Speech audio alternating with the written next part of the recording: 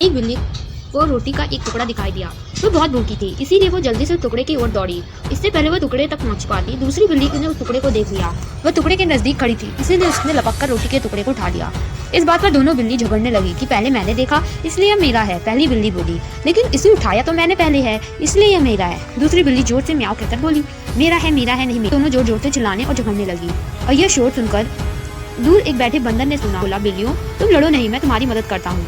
बिल्लियों ने कहा, कैसे? बंदर बोला, तुम दोनों ये क्यों नहीं बांट कर क्यों नहीं खा लेती? ये बात दोनों बिल्लियों को अच्छी लगी, लेकिन इस रोटी को बराबर बांटेगा कौन? ये काम मैं करूंगा। बंदर बोला। उसने रोटी को हाथ में ली, दो हिस्सों में तोड़ा, लेकिन एक टुकड़े में थोड़ा सा बड़ा था तो उसने दूसरा टुकड़ा थोड़ा छोटा था। बंदर बोला, इन टुकड़ों को बराबर करना होगा, नहीं तो तुम दोनों फिर से लड़ने लगोगी। ये कहकर उसने बड़े टुकड़े का एक भाग तोड़कर खा लिया। लेकिन ये क्या, अब दूसरा छोटा टुकड़ा बड़ा हो गया, टुकड़े को भी खा लिया।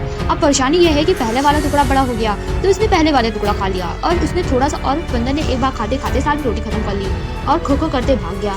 बिल्ली बेचारी क्या करती, उनकी लड़ाई में बंदर को एक लड़का था जिसका नाम जॉन था और वो काफी उदास था। उसके पिता को वह रोता हुआ मिला। जब उसके पिता ने जॉन से पूछा कि वो क्यों रो रहा है, तो उसने कहा कि जीवन में बहुत सारी समस्याएं हैं।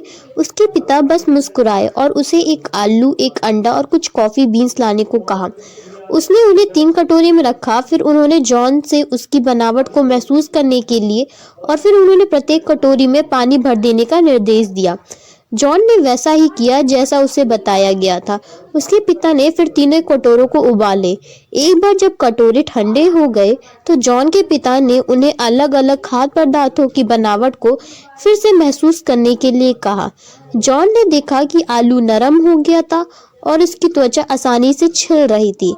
अंडा कठिन और सख्त हो गया था और कॉफी बीन्स पूरी तरह से बदल गई थी और पानी के कटोरों को सुगंध और स्वाद से भर दिया था।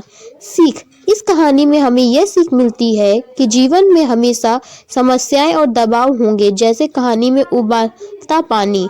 इन समस्याओं पर अपना इस तरह से प्रतिक्रिया करते रहें, यही सबसे अधिक मायने रखती है।